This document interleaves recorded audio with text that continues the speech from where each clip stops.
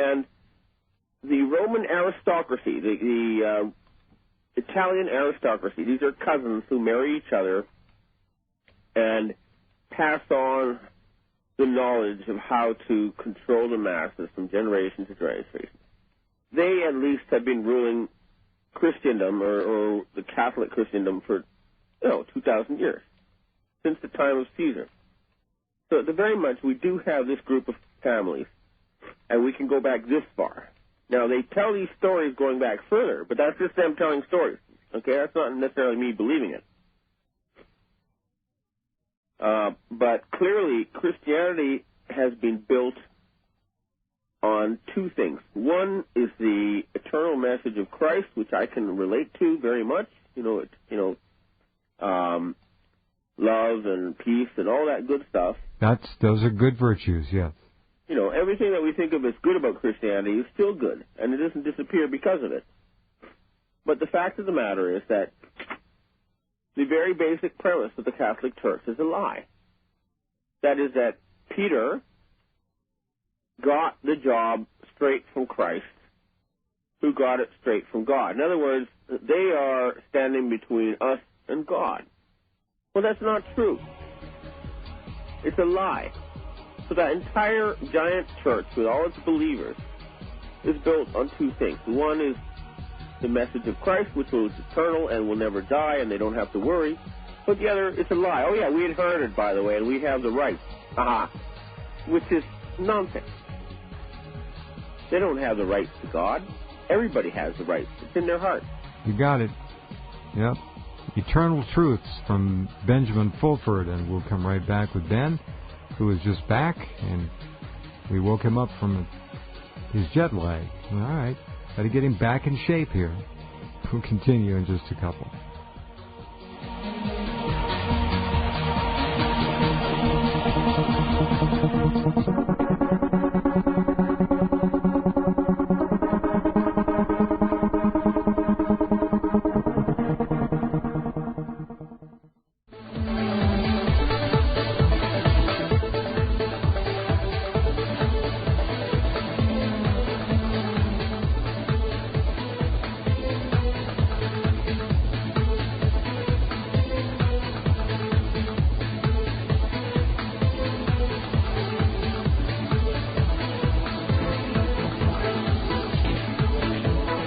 Okay, we're back with Ben Fulford, who is back from Roma, the eternal city.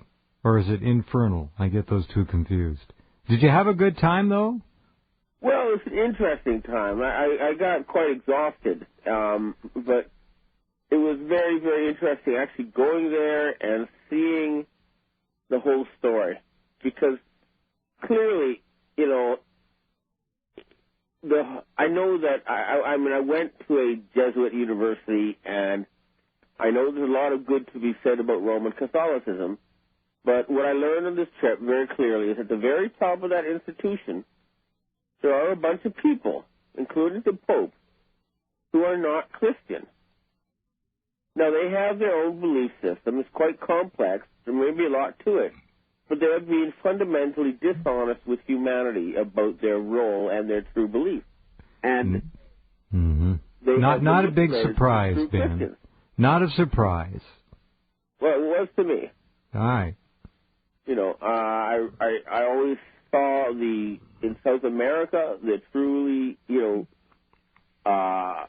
religious Catholics, and they hold a very different belief system in their heart. Right. From what their leadership at the top believes. This is the thing that keeps them going. I've heard that the whole Latin American Catholic Church is not autonomous, but certainly is.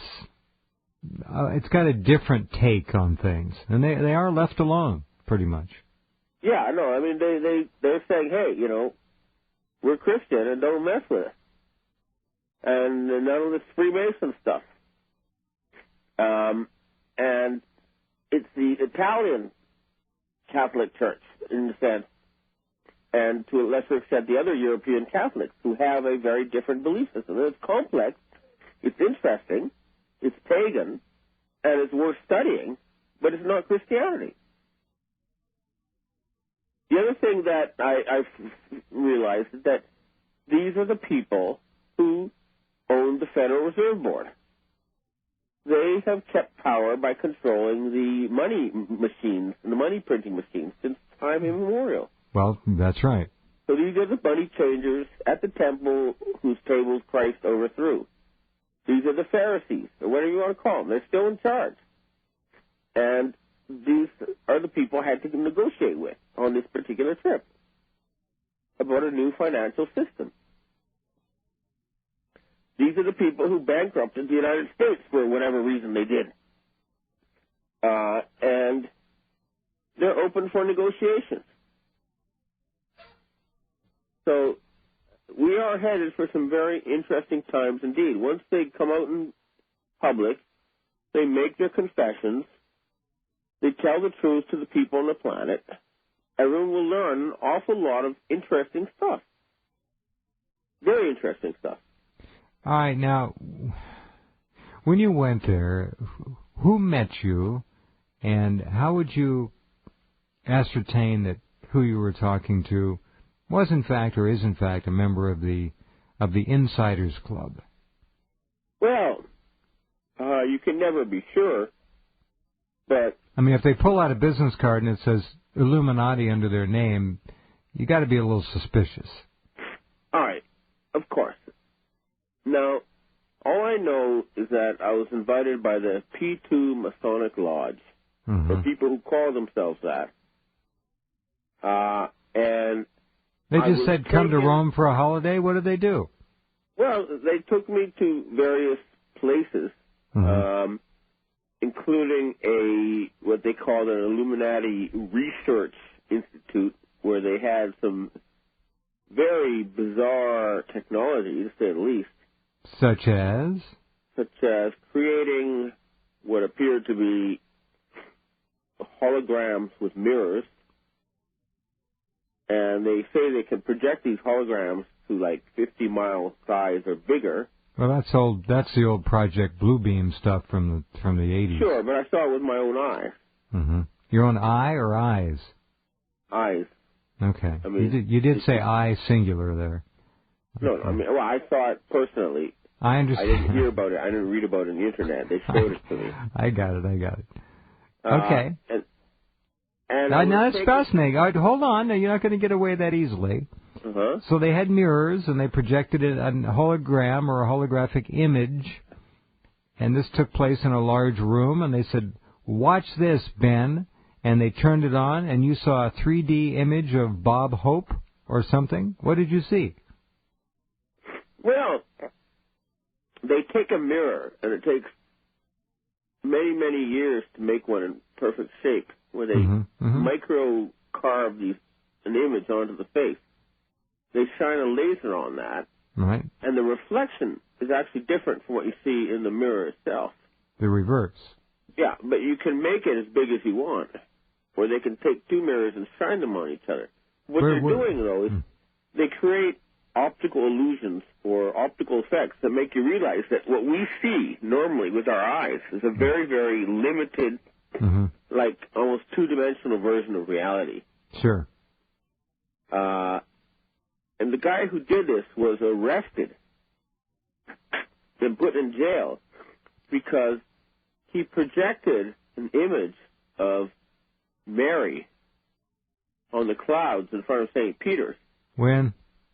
I can't remember the date, but it was, everybody started praying and believing it was a miracle. Oh, yeah, well, sure, of course they would. And they arrested him, saying, hey, what are you doing? What, is this in the last year? Last couple of years. All right. I'll try to find you a precise date when they arrested him. Yeah, interesting. Okay, well, yeah, the idea of projecting religious icons and so forth into the clouds or the skies to impact the masses, shall we say, has been around for quite some time. Look up Project Bluebeam. Oh, yeah, I've read all about Project Bluebeam. This is somewhat more primitive, I think, than what the Americans have. Well, the idea was interesting, and the guy tried it out, and, well, okay. All right, hang on. Be right back. We're live to Tokyo with Ben Fulford.